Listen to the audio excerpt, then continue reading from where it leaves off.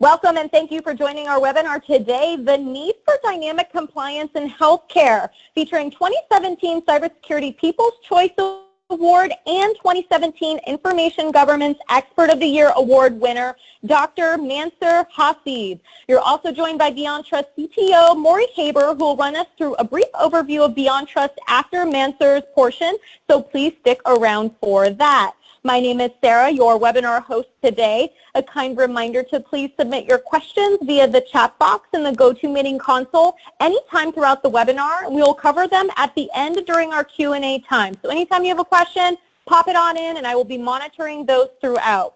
Also, today's session is being recorded and all those who registered and or attended today's session will receive a link to the recording and the slides shown here today within 1 to 2 business days from now. So at this point, I'd like to welcome our expert to the line. Hello, Dr. Hasib. Please take it away. We're super excited to have you here today. It's all yours. All right, Sarah. Thank you very much. So everybody, welcome. Thank you for joining, and thank you to Beyond Trust for sponsoring this session. What we want to do very quickly, obviously the topic is pretty broad, so I want to give you an overview of, first of all, healthcare cybersecurity. I want to take you through the models, what are the compliance requirements, and then talk about what healthcare needs to do. So first of all, let's talk about cybersecurity in healthcare. Those of you who are in healthcare probably have heard of the HIPAA law. That started in 1996. Now, strangely enough, after that, there wasn't a whole lot going on. For the next several years until 2009, when the Health Information Technology for Economic and Clinical Health, or the HITECH Act, was done, there was nothing that was enforced. So what that caused was a pretty lax culture, and that's been part of the problem. The HITECH Act of 2009 allowed for health information exchanges, meaningful use, electronic health records. So prior to this, even electronic health records wasn't so much in use. The HIPAA law was pretty much seen as, oh, I have to ask the patients about their permission and notify them, and that's it. There was nothing else. So a lax culture started to develop. Of course, in 2010, with the Affordable Care Act, a whole bunch of other provisions started, which was that giving individuals right to their data, et cetera, but still the enforcement wasn't very strong.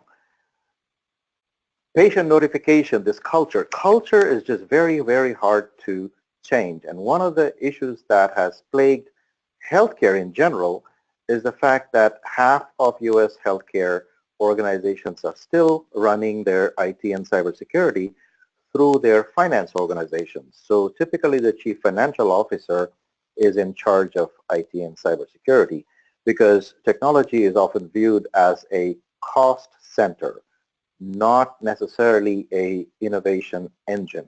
And so that's one of the biggest problems. So until there's a problem, nobody wants to do anything about it. Now, even though in 2009, the enforcement started to begin in earnest because there was some confusion about whether encryption, for example, was mandatory or not. And some people say it's not mandatory, and some people say it is mandatory. So a lot of organizations, even when they were storing the records, didn't really implement encryption. So for example, when Anthem had the breach, there was no encryption. The other thing is that they were not necessarily even monitoring accounts or who is doing what. So when Anthem had the breach through one of their privileged account holders, nobody was really knowledgeable that, oh, 80 million records are being stolen and nobody is looking at it. And the issues continue to compound.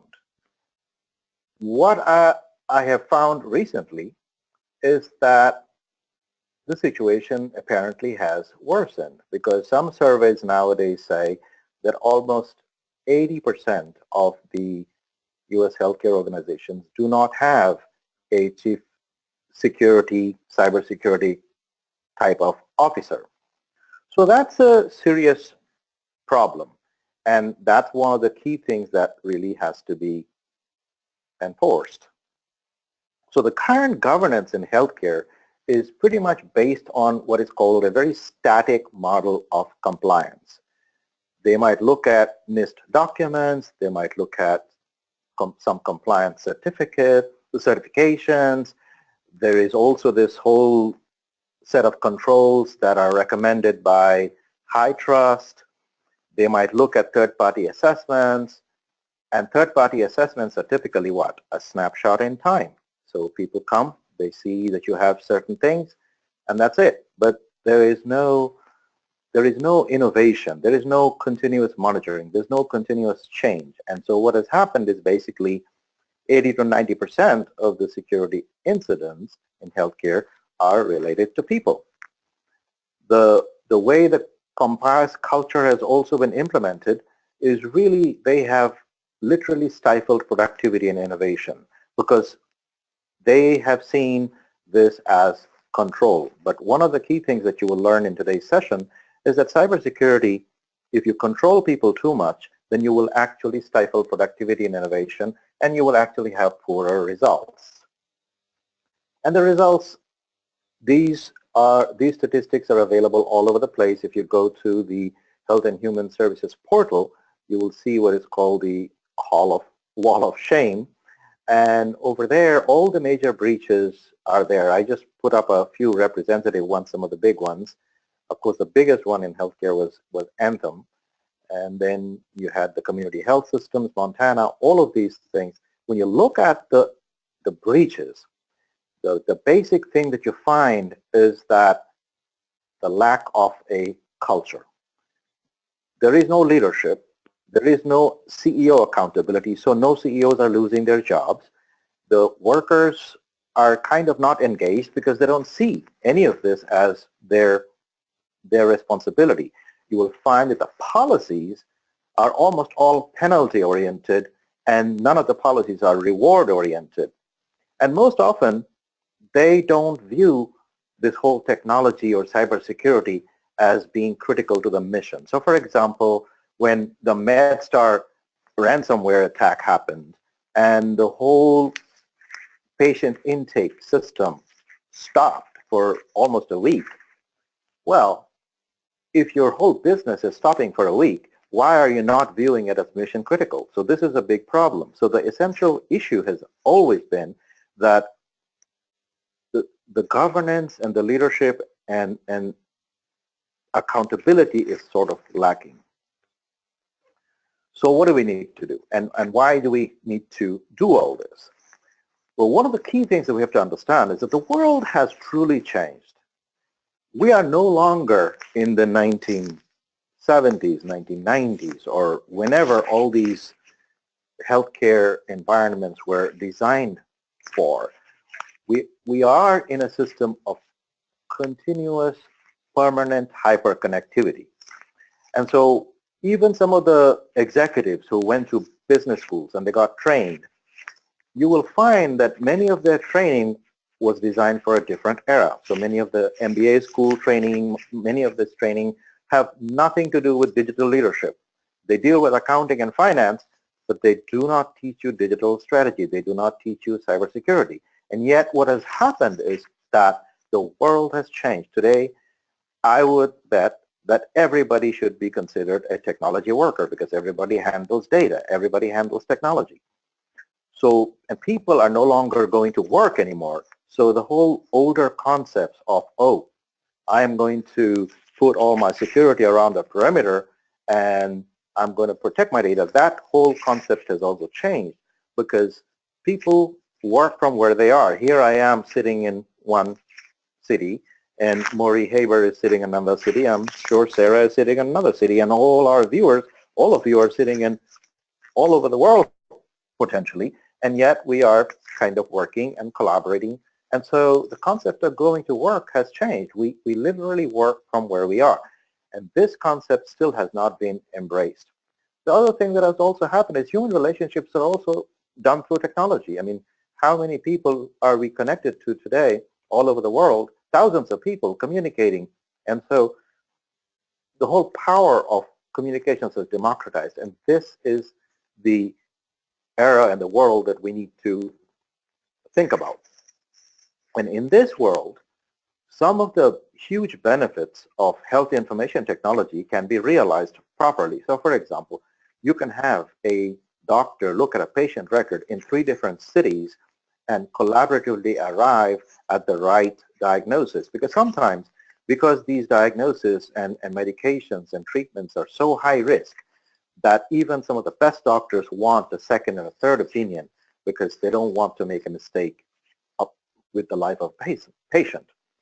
So the other thing that technology allows is this whole artificial intelligence assisted diagnosis, because as we have gone through electronic health records, well, we can have a complete patient history, which was not possible in the old world of paper records.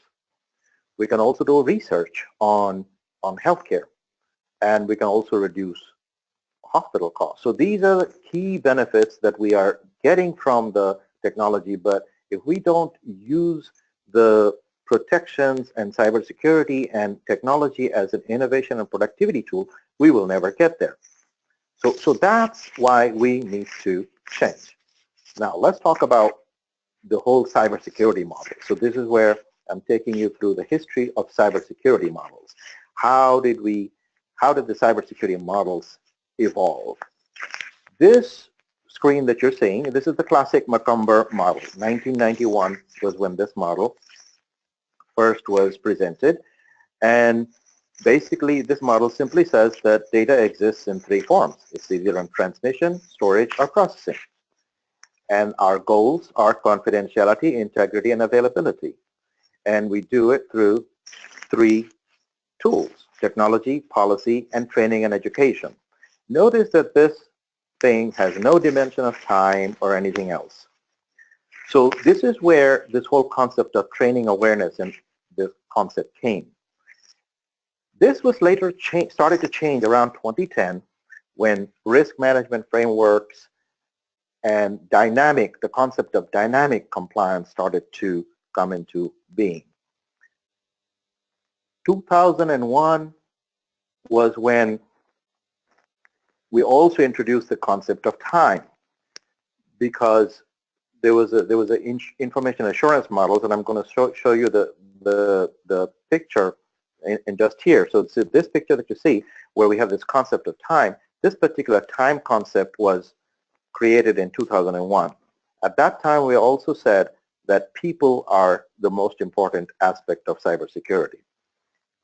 So one of the key things about this dynamic model is that it is a continuous model. As you can see, obviously in today's session, it's not possible to go through this whole model, but if you get time, go look up the risk management framework on the NIST website, and you will see that there are these various steps, and it's a continuous loop. So you have to keep going, keep going, keep going.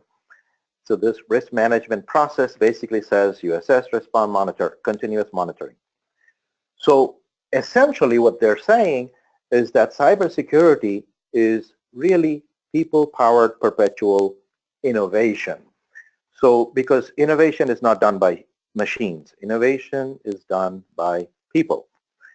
So the people are also important, because even the technology that you select. So why did some of the organizations didn't have, for example, the right technology that they were supposed to have?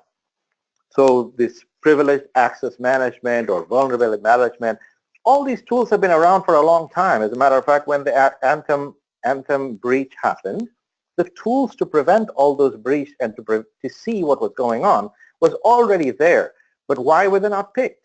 They were not picked because the right people were not there to make the right decisions, because the wrong people are obviously going to make the wrong decisions. The other critical thing about people is that people will also configure the technology. So just because you get some technology doesn't mean that it's going to work, because regardless of what technology you get, that technology has to be configured by people who are qualified to configure it and then used properly. The various people using that technology have to be trained, because technology by itself doesn't do anything. you have to train the people to use the technology effectively. And that's when innovation, productivity, all the benefits of technology can be realized. So let's now try to understand what cybersecurity is in healthcare. Actually, these cybersecurity goals are true for all business verticals anyway. One of the key things about our cybersecurity goals is this concept of confidentiality. In other words, simply means that the right people can access information and the wrong people cannot access information. The right people can be within the organization or even outside the organization. Same thing with the wrong people. The wrong people could be within or outside the organization, doesn't matter. The second thing is integrity. Integrity means that the information is trustworthy. It hasn't been manipulated. It hasn't been changed. Why is integrity important? Integrity is important because we are going to make decisions based upon technology, based upon that information. So if we cannot trust the information, then that's a serious problem. The other thing is availability. We have to make sure that the information is available in the manner and the location and for the duration that has been planned. It doesn't mean forever, because sometimes you don't want the information to be available 24/7. You may not want it available on the weekend. You may not want it available, say, from China or Russia or some other location. Now, there is a concept of privacy that has a lot to do with healthcare, because that HIPAA law had a privacy component. So privacy simply means that there is legal protection for the confidentiality. So some people have argued that privacy and security are in contention. I would say no, that's not true, because security doesn't just mean access. Security means a whole bunch of things. And so we have to be very careful about that. And the same thing with privacy. Privacy is still the same thing as confidentiality, because the right people should be able to access information and the wrong people should not be able to access information. The big difference is there's a law behind it, and then there are some legal repercussions if this data are breached. So now let's go to the modern dynamic cybersecurity model. So this is kind of gets you to the heart of today's discussion, which is the dynamic compliance. So what is dynamic compliance? Dynamic compliance simply means that you are improving over time. And that's why this time concept becomes very important. You can see this little box smaller. Over time, you get better and better and better. So this is a model that I proposed in 2014. Because one of the critical things is that even though you are meeting your goals of confidentiality, integrity, and availability in all three stages, transmission, storage, and processing of data, and you're doing it through technology, policy, and people, you cannot actually make decisions unless you know why you're doing it. So the mission of any organization is very important. So for example, the decisions that you're going to make for a healthcare organization are definitely going to be different than the decisions that you're going to make, say, in an education organization, or say in a securities trading organization, or a mom and pop pizza shop. So mission of the organization where you're implementing the information has to be accounted for. And that is truly the foundation of cybersecurity. There are a lot of professionals of cybersecurity that are going to give you all kinds of information about what you need to do, and they are never even talking about the mission. That's going to lead to sometimes over expenditure of funds or expenditure of funds in the wrong places. The second thing is risk, because the risk of the data has to be accounted for. Not every organization has the same level of risk. So you cannot develop a cybersecurity strategy without understanding the risk. And then the governance aspect. Now, governance is not control. One of the key features of governance is that it should allow people to innovate perpetually. Because everybody who's handling data often know what are the ways that the data could go into the wrong hands, how the data could be manipulated incorrectly. So this governance simply means that you have to have this leadership of people, and you have to have policies that are not only penalizing people, but also rewarding people for doing better, for protecting data. And as I said before, the most important aspect of your cybersecurity strategy are the people, because the people determine what is called the behavior.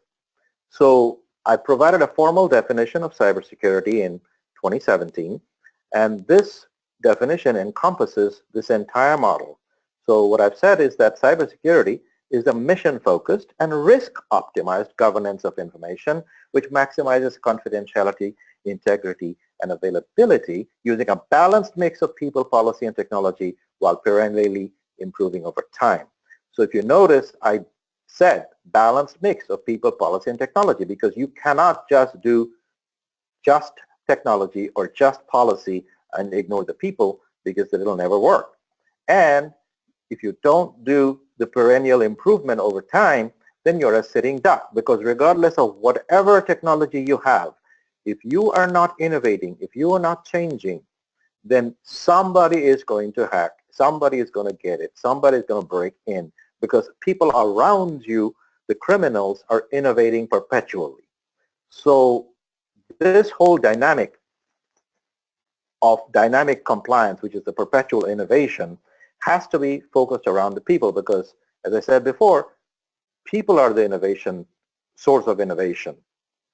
And their behavior determines the culture of your organization.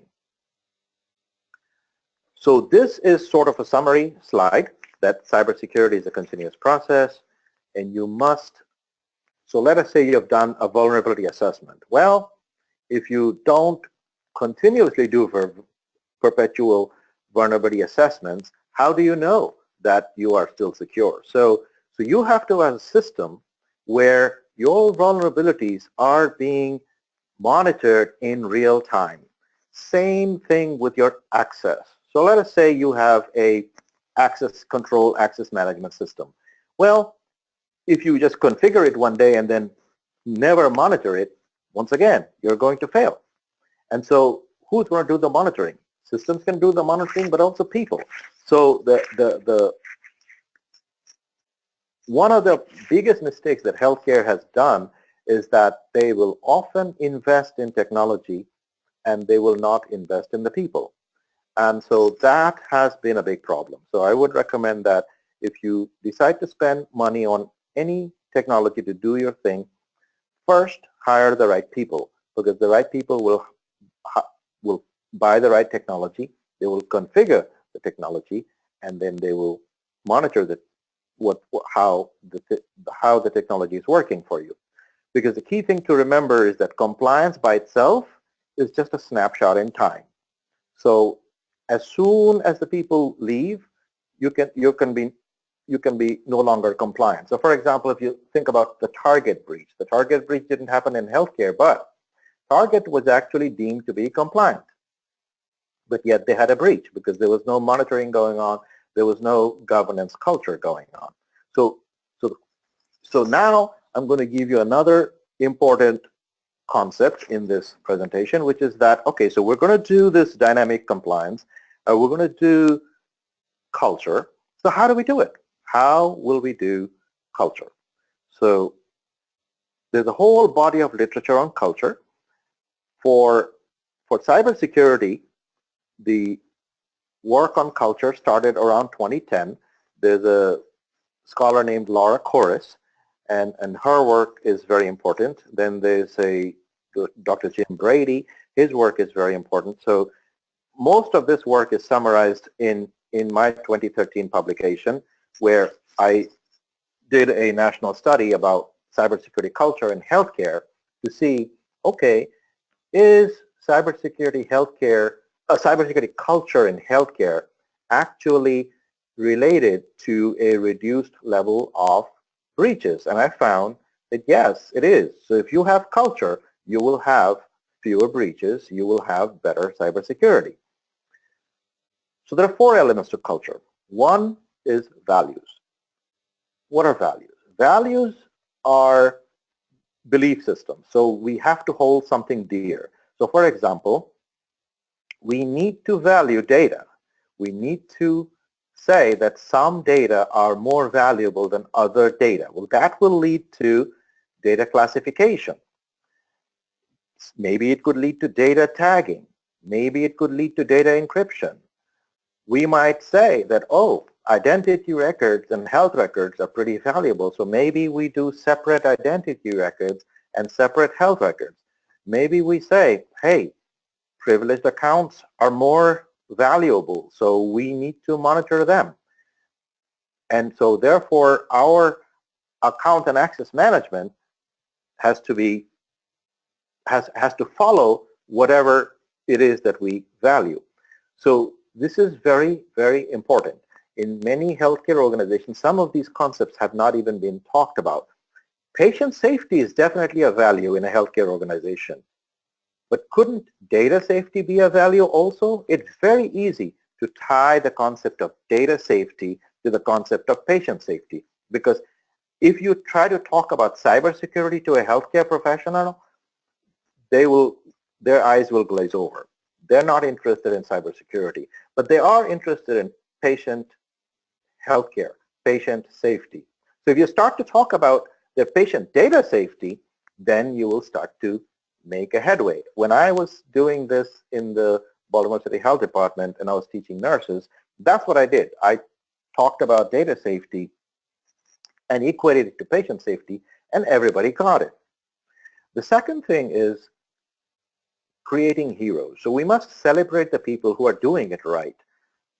Heroes are nothing different than, say, having an employee of the month or giving away awards to people who are doing it right. So let's say you have employees who have done a great job. Let's say you can make it a competition between one part of the organization and another part of the organization.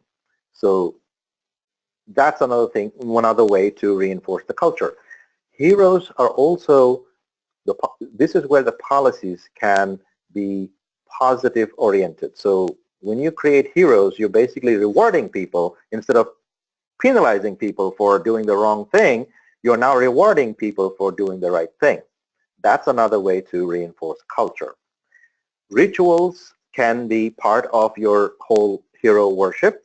So you can do rituals. For example, one of the key rituals that you should consider doing in the healthcare concept, in the healthcare environment, are drills. So let us say you have a ransomware attack. How would you deal with it? Well, why don't you go through a ritual and actually do a tabletop exercise? Do an exercise of how you would do. So you will know how to respond to incidents. The good organizations, when they're trying to build this culture, they are going through these rituals.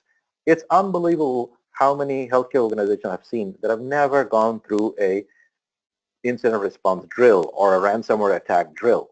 Because if you don't do the drills, if you just go through a whole bunch of slides and take a test at the end, that kind of cybersecurity awareness training really doesn't do anything.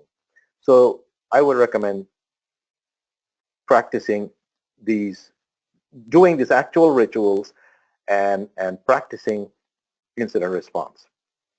The other thing is that once you start having a bunch of people that are socialized into doing it the right way, what will happen is as new people join the organization, you will start to build a network of people who are already socialized, who are already doing the right thing, and they will help the new people, and they will also prevent people from doing the wrong thing. So that's this whole concept of social network guarding against deviations. All of these things are not necessarily technology oriented. Technology can be used to do all these things, but the most important aspect to do all this is leadership. So I've gone through all this already. So one of the key things that we need to think about, as I said, was this chart gives you a summary of some of the values. So you might want to talk about patient safety and equating it to data safety. You might want to talk about if you want to provide service quality. Well, if you don't have the right data quality, how would you be able to provide service quality? So these are some values that you need to start thinking about. how about innovation and new ideas? Well, if new ideas aren't coming into your organization, you will never be able to do innovation. So it is very, very critical that you have ways to generate ideas, to vote on the best ideas, and then adopt them so that you can do innovation. The other key value that I believe that works well in building a culture is this value that creates teamwork. Because one of the most important things in a healthy organization is people helping each other. And that is where this fourth thing, the social network guarding against deviations, comes in. So that must also be a value. Is teamwork a value in your organization? If it is not, if it is not celebrated, then you will have a harder time building culture.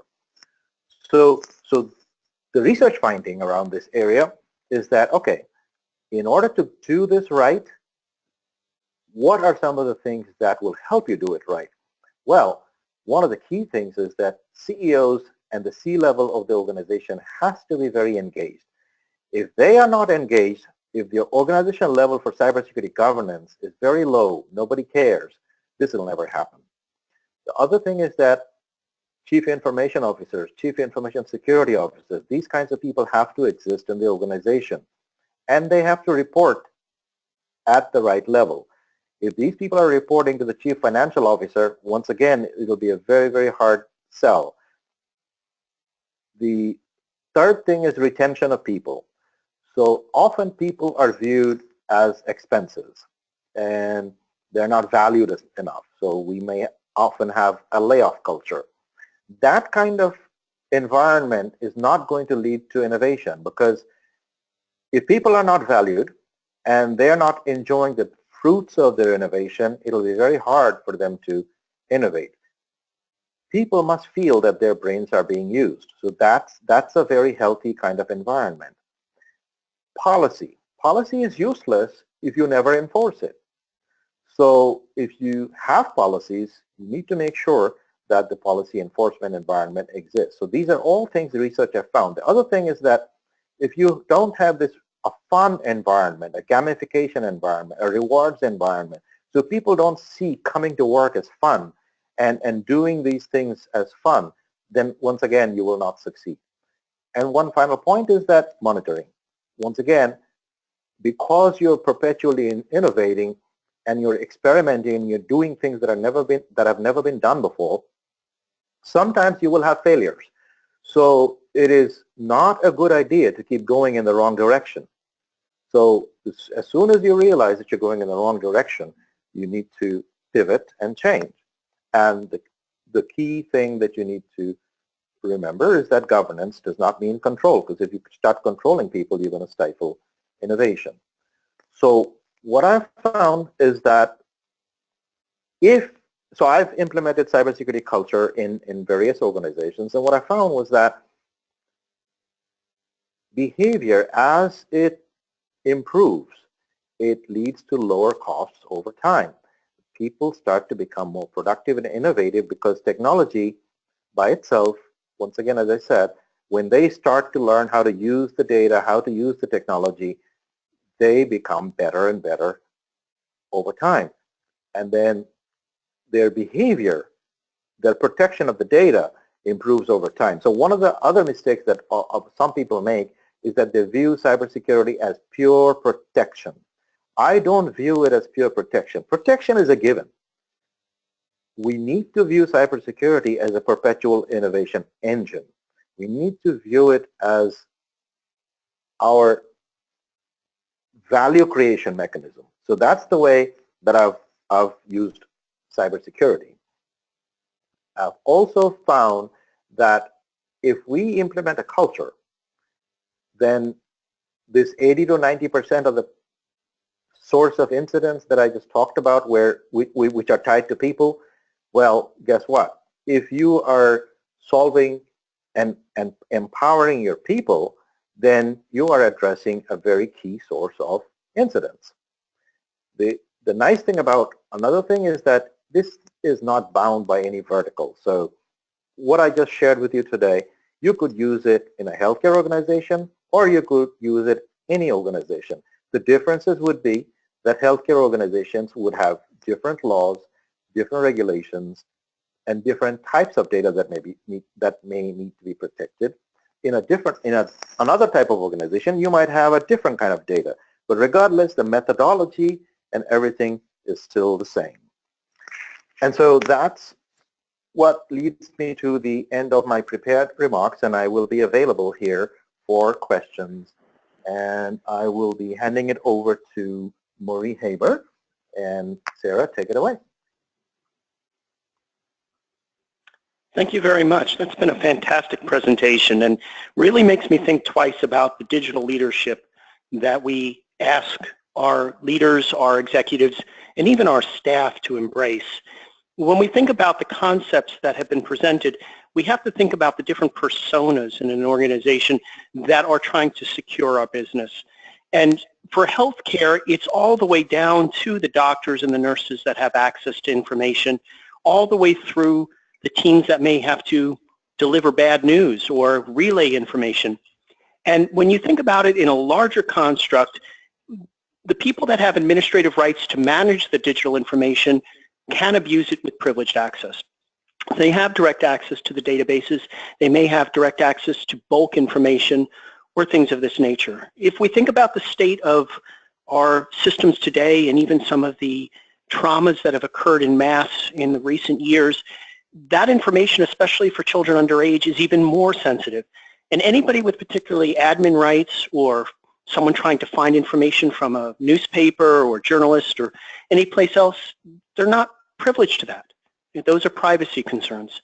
So from a Beyond perspective, we want to stop or prevent the privileged abuse of information from any layer that may try to get a hold of it, whether it's privacy-based, whether it's someone snooping, whether it's someone doing something malicious based on someone's medical history, or even potentially a breach. And in this portion of the session, we're going to talk about preventing privilege abuse. And my name is Maureen Haber. I'm the Chief Technology Officer for Beyond Trust. For those of you that don't know us, we are a privileged access management solution. It is essentially designed to manage privileges in terms of password management, session management, and in the form of least privilege. We also have components to do vulnerability management as well. We've been doing this since 1985. We have over 4,000 corporate organizations worldwide, and if you're subscribe to the leading analysts like Gartner and Forrester, you'll find us to be a leader in their market scopes and magic quadrants in understanding how privileges get managed and the potential risks to an organization when they're not governed correctly, for many of the reasons that have been spoken about today. Our mission is very simple. It's to stop the cyber attack chain and blend the concepts of policy and people that Mansur has highlighted. Technology alone can't do it. You have to be able to stop someone from getting privileged access and abusing it and potentially laterally moving through your organization to find places where that data is in mass or contain sensitive information that should not be leaked, i.e. a privacy issue. This involves the policies to govern who has privileged access, who should share passwords, or actually passwords should never be shared, but realistically that does happen, and what should be done when sensitive information is potentially lost. The people component is just as important. But the main idea is to reduce the attack surface. The main idea here is to govern or control those privileged accounts, but not stifle innovation or usability, and monitoring to make sure that all of that access is appropriate in the end. What we do this with is the PowerBroker Privileged Access Management Platform. This is called Beyond Insight. It comprises multiple modules that are licensable. It's available as software, physical appliance, virtual appliance, or even in the cloud.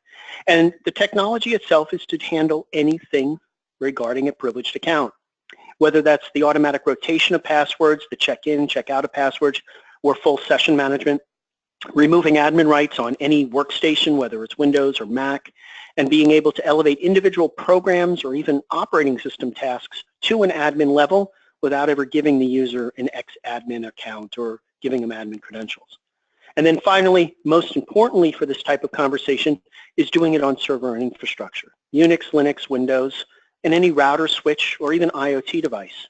It's the privilege management of those systems, basically handling commands, handling programs from a least privilege perspective or an application control perspective.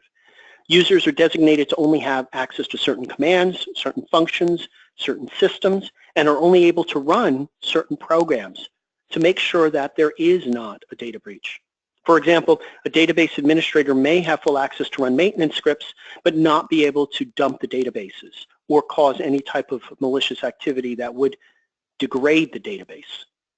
Those commands are not necessarily native to the operating system or the database itself, but using privileged access, you can then segregate. You can get that fine-grained controlled application management that is missing in order to make sure people can do their jobs and do them effectively, but also manage that there is no breach, or deflect that there could be a breach. This is really important because, as Mansur has indicated, there are tons of tools out there. It takes the right people to make the right decisions, and if you look at all of the major recent breaches, at some time there was privileges involved. Whether it was a vulnerability exploit combination, it was a password that was stolen from memory using tools like Mimikatz, or it was password reuse, or even a default credential for something like Equifax. Right? Equifax had two components: admin in a website, and vulnerability in struts on their forward-facing site. Either case, the elevation of privileges is what dumped data. So being able to manage all of those in a central location is something that BeyondTrust does. Now, when it comes to HIPAA and HITRUST and other healthcare organizations, the first thing that's most important is protecting the information from incorrect or abnormal use. So you want to scan those systems, and that's potentially using BeyondTrust's Retina vulnerability of solutions to find vulnerabilities, instrument a workflow with people and processes and technology to apply security patches so that that low-hanging fruit of a vulnerability and exploit can't be leveraged. You want to enforce privileged access controls across the environment to make sure that only people with the correct permissions have access to the data that they're supposed to see. Yes, doctors, nurses all need access to individual patients. Sometimes they need access to more than one patient, but normally not in bulk. And that's how data breaches can occur. You want to think about those two together in many cases. You want that overlap of, should a person have access, can they exploit a system? Right? If a person has access, can they do something nefarious to leverage what they already have to do more? And we want to be able to detect and report on that. We also want to be able to consolidate vendors in this particular space. There's a lot of vendors doing privileged access management today, but there's only a few with a platform, and there's only one BeyondTrust that actually covers all of the scope of privileged access management as defined by Gartner, Forrester, Coupling, Cole, etc. With one platform and one vendor, all of the privileged uses in one place. And if you had to find out where someone like John Smith has touched a system, you could do it across any platform, any IoT device, any ICS device, any medical device that has a command line for management is capable when you instrument a platform for privileged access. Now, the other half of this is what the auditors and executives have to deal with. That is the regulation itself. When you instrument privileged access management, you'll see the controls on the screen here that are actually governed. So they can feel confident signing off on an attestation that, yes, we do have good security management practices. We have gone through contingency plans. We are reviewing access control. We do have personal identity and authentication. We are transmitting all sensitive information encrypted between clients and potential hosts.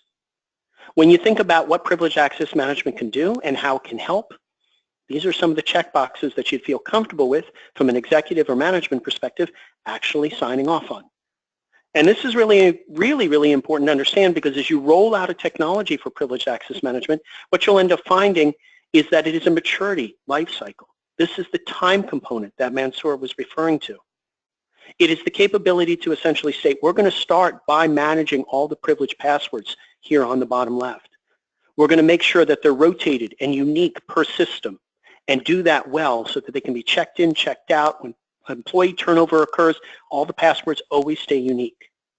As time progresses, you get more mature. You do a better job. Now we're going to make sure that all of the endpoints and servers don't have direct administrative rights access either, so that people can't tamper with the database, dump information, or exploit the system or programs that are present. And then moving all the way up to the top of the right, going even further with centralizing the information, doing directory bridging so that a single username and password can be used anywhere within the environment from Unix, Linux, and Windows, to auditing any privilege changes that may even occur in Active Directory. This is a maturity play. Simple and straight. It's time-based.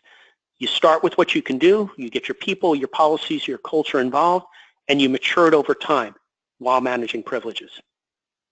That data in itself cannot be an island. I cannot stress this enough. It cannot be an island. It has to be able to integrate with the technologies that you use today, from identity and access all the way to a security information manager.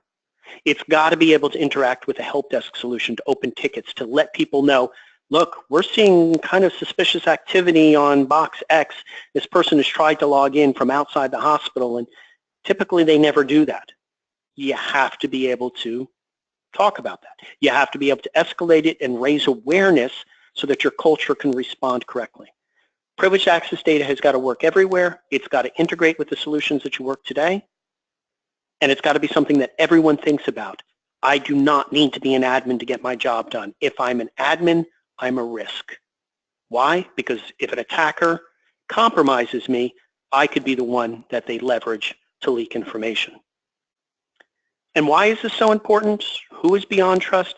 There are plenty of case studies on our website. There's just a few of them listed here to give you an idea, but you'll find a lot of benefits, including reduced costs with it, for something as simple as Windows desktops. If people are local admins, they can install, change, modify the system, and over time it'll break. It's called baseline drift. They'll call the help desk to get fixed. Well, if you remove admin rights, certain programs may not work. Right? You may still need them or a doctor to be able to add a printer or change their clock or do any type of Java or a Windows update because it's an unmanaged system. It's actually the doctor's per se. But you want to reduce the help desk costs, you can remove admin rights, still allow them to perform those functions, but not have that baseline drift of them installing or doing things that are well out of scope that could be a liability for the business. It's just simple. So if you're looking for references or understanding how to do better, visit the website. I think you'll find that many of these case studies will be informational for you. And regarding more information, here's some hyperlinks to help you as well.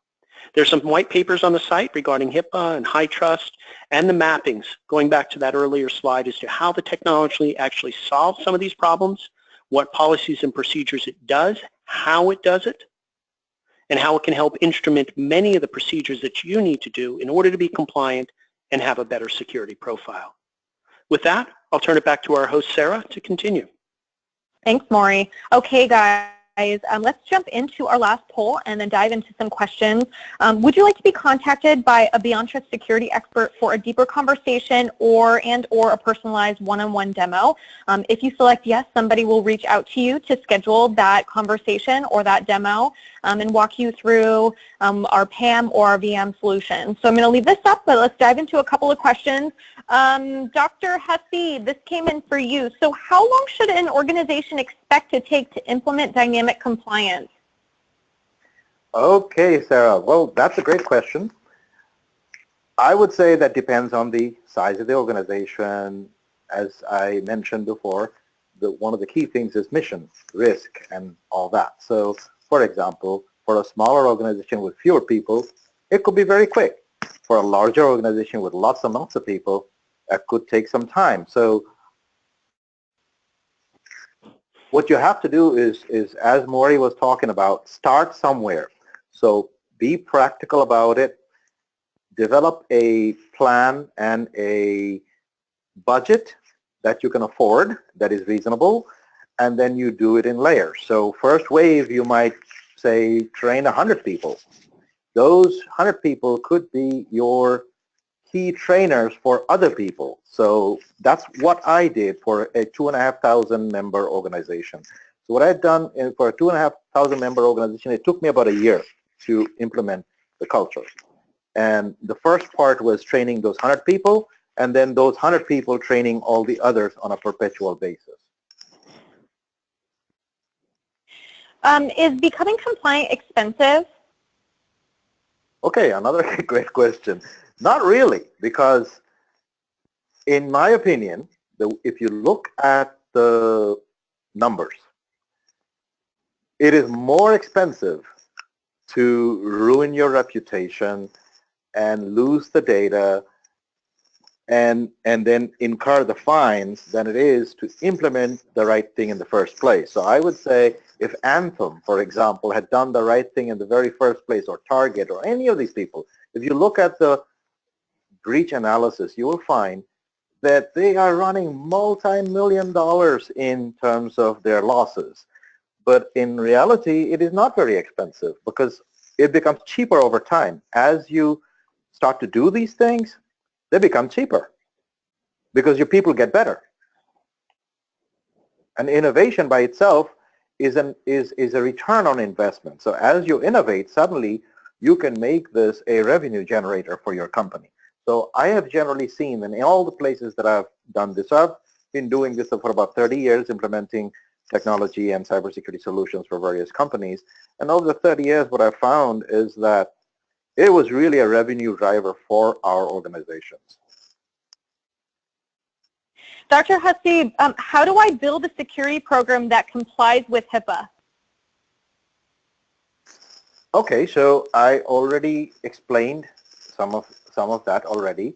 The key thing is that you need to make sure that there are those three components. There's a whole chapter on this in my book, Cybersecurity Leadership Powering the Modern Organization, where I talk about cybersecurity governance in healthcare.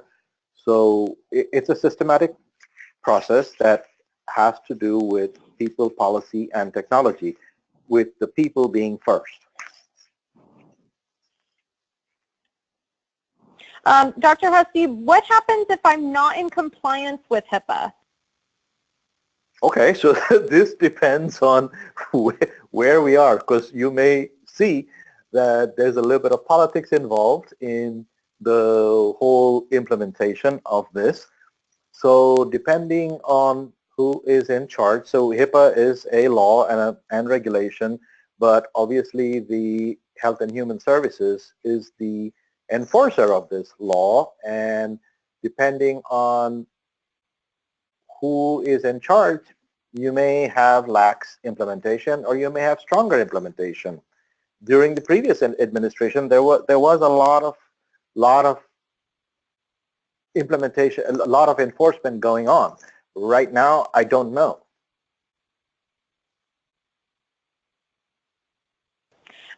Dr. Hasib, so what is the difference between PCI and HIPAA compliance?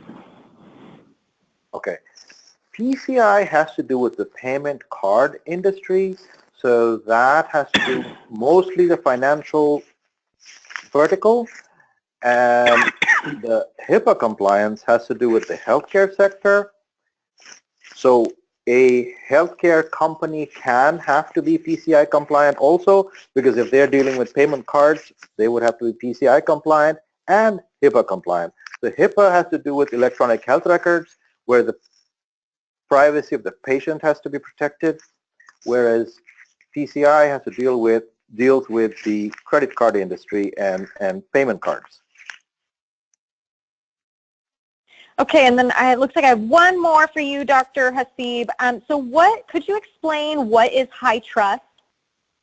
Yes, high trust is simply a scheme. So for example, NIST 866, that's a whole set of controls for the healthcare sector. Similarly, high trust is a group that came together and developed a whole bunch of controls that they feel is very good for healthcare organizations to adopt. So it's like a framework. It's a framework for the healthcare sector.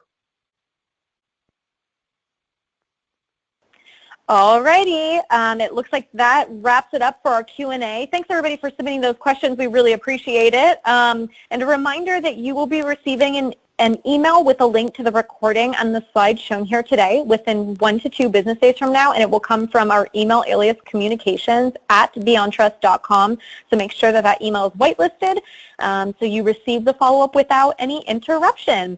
A big thanks to our experts and to all who attended live today. Thank you guys so much. Have a wonderful rest of your day, and we'll see you at our next webinar. Take care, everybody, and goodbye.